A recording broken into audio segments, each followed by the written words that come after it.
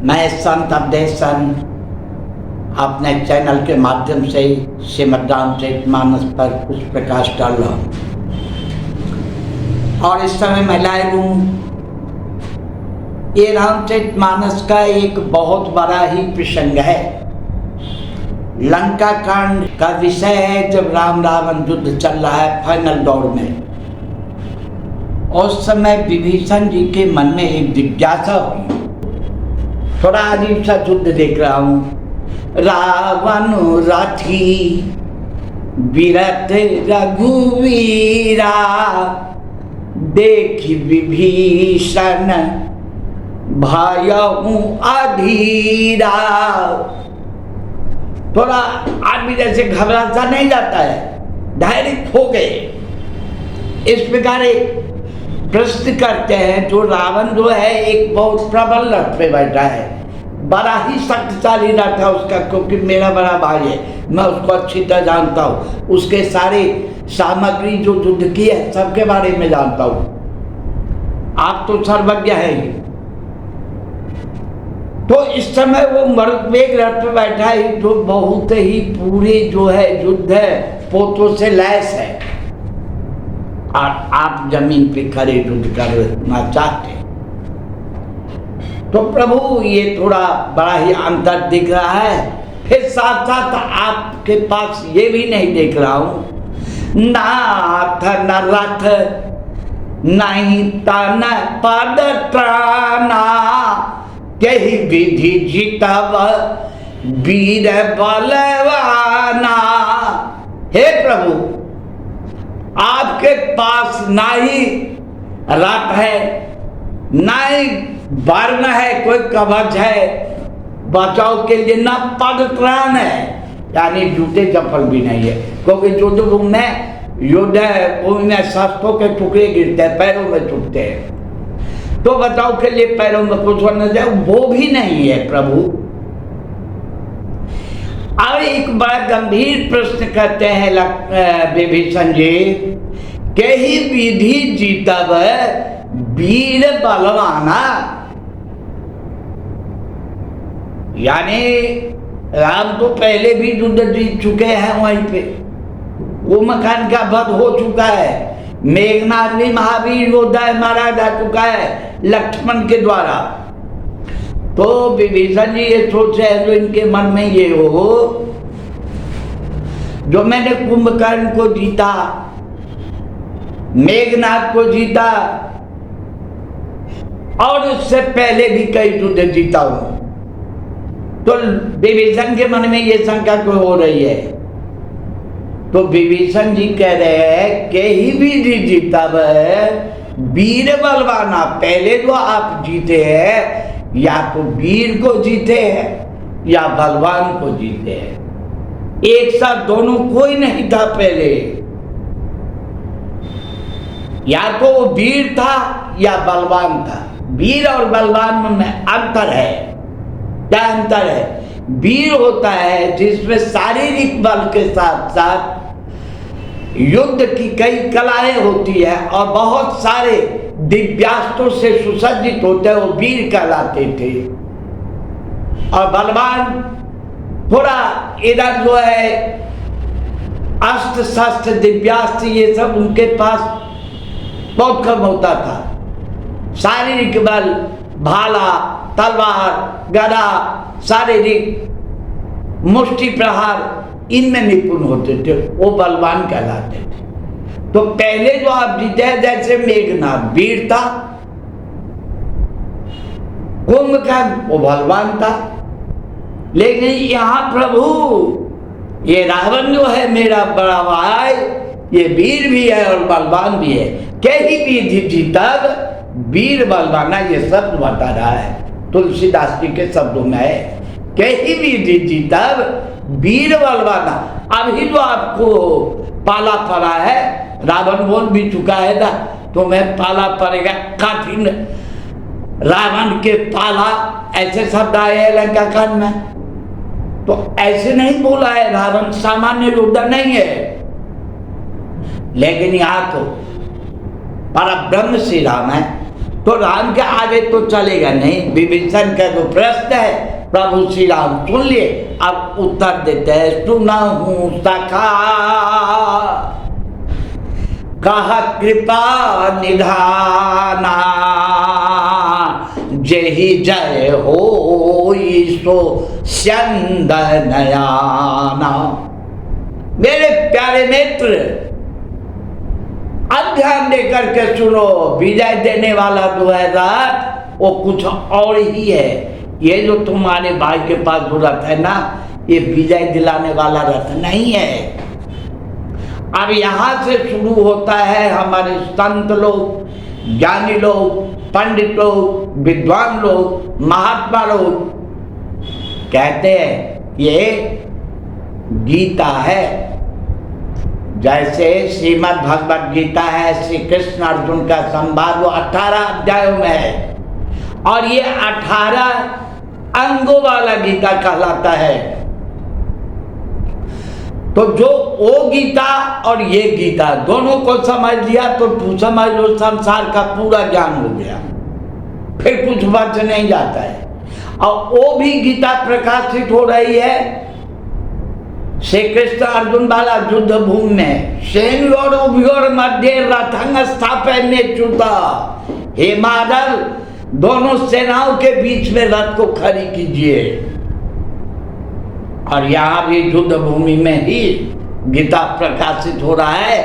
विभीषण जी कहते हैं, तो भगवान श्री राम कहते हैं, जय ही जय हो सो स्यंदनाना, विजय दिलाने वाला तो रथ ही कुछ दूसरा है। वो रथ क्या है? अब इन रथों पर ध्यान दीजिए, ये हमारे जीवन को सफल बनाने वाला रथ है। और इस रथ को अगर हम समझ गए और अपने जीवन में आचरण में ले आए तो समझ लीजिए हम सब युद्ध जीत गए, संसार सागर से पार उतर जाएंगे। अब भगवान श्री राम कहते हैं, सौराज धीरज जेहि रथ चाका, सत्यशील दृढ़ ध्वजा पताका। एक सुनो विभीषण, जो असली रथ है ना विजय दिलाने वाला, वो रथ के पहिए न लोहे के होते हैं न लकड़ी के होते हैं। उनके पहिए कैसे होते? दो ही पहिए होते हैं, सौर और दय। ये गीता का अंग हो गया दो, सौर और दय। जिस रथ के पहिए हैं सत्यशील, ये क्या है? ध्वजा और पताका जो रथ लगे होते हैं वो क्या है? सत्यशील दृढ़ ध्वजा पता। तो कोई भी आंधी तूफान, कोई भी योद्धा उस ध्वजा पताका को क्षति नहीं पहुंचा सकता। बल विवेक दम पर हित घोरे, क्षमा कृपा समता रजु तोरे। अब ये देखिए बल विवेक, बल और विवेक जो है ये रथ के घोड़े हैं।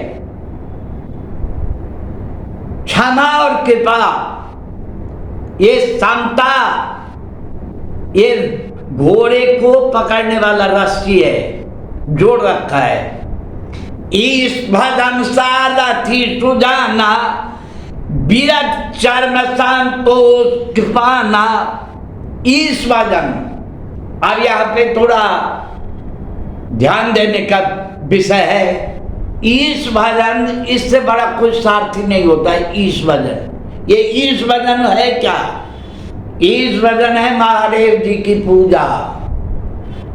इसलिए हमारे यहाँ लोग महादेव जी को सभी मानते हैं, सब पूजा करते हैं।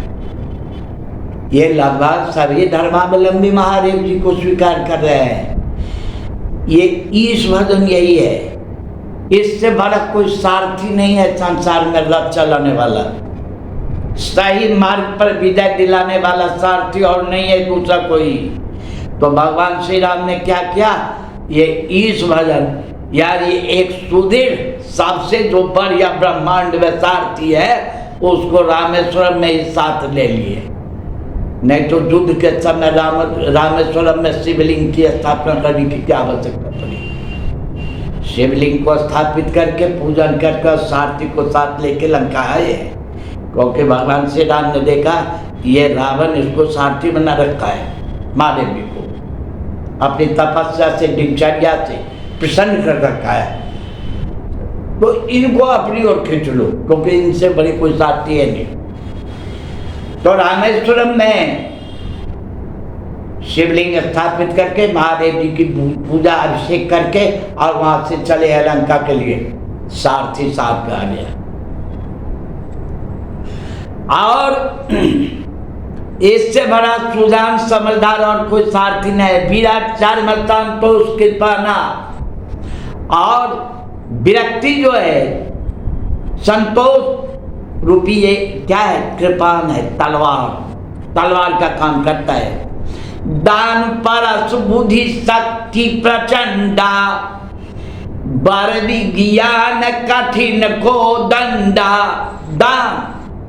दान जो करते हैं ना, ये दान का भी मतलब है, ये दान परस है, बहुत बड़ा शस्त्र है ये तलवार की तरह, और प्रचंड शक्ति के रूप में काम करता है। बर विज्ञान कठिन को दंडा, और ये समझ लीजिए बहुत बड़ा वैज्ञानिक शस्त्र है। अमल अचल मन त्रोण समाना, समझम नियम सिली मुख नाना। ये सारे जो है सम और यम नियम, ये अमल अचल मन त्रोण समाना, जो अचल मन जो है स्थिर करना, ये त्रोण के समान है। संयम नियम शिली मुखनाना, ये सारे गीता के अंग हैं। कवच अभेद विप्र गुरु पूजा, एहि सम विजय उपाय न दूजा।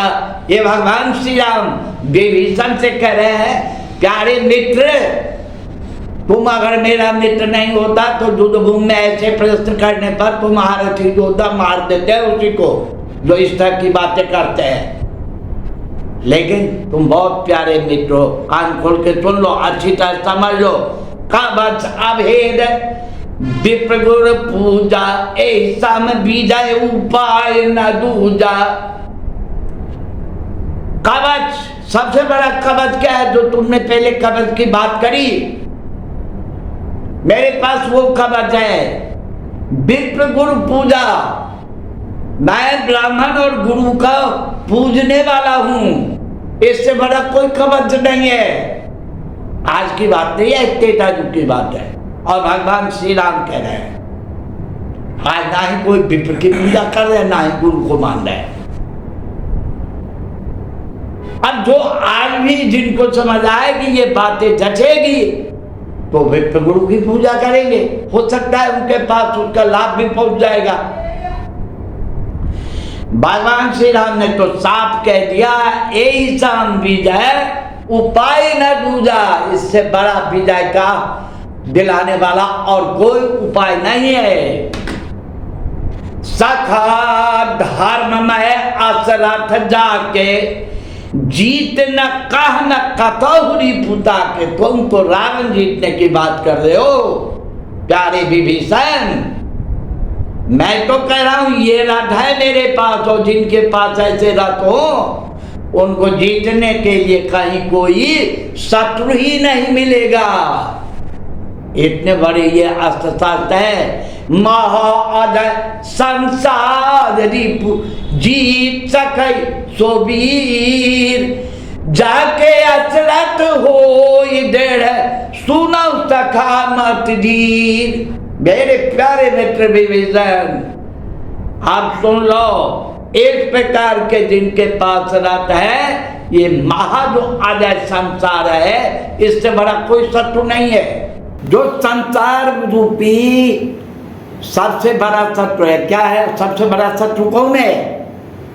तो ये महा अजय संसार रूपी कहा गया है, ये संसार के जो हम आते हैं जाते हैं आरागमन के चक्र में फंसे हुए हैं, मेरे प्यारे विवेचन, इससे बड़ा कोई सत्य नहीं है। लेकिन ये रथ के बारे में जो भगवान श्री राम बताया 18 अंगों वाली जो गीता कहलाता है, मेरे प्यारे विवेचन, जो एक पंथ पे चलते हैं, जिन्होंने जीवन में ऐसे रथ को धारण कर लिया, वो इन संसार रूपी महासागर जो है इससे भी पार उतरने की ताकत है इस रथ में। रावण कुछ भी नहीं है। जय जय सिया राम।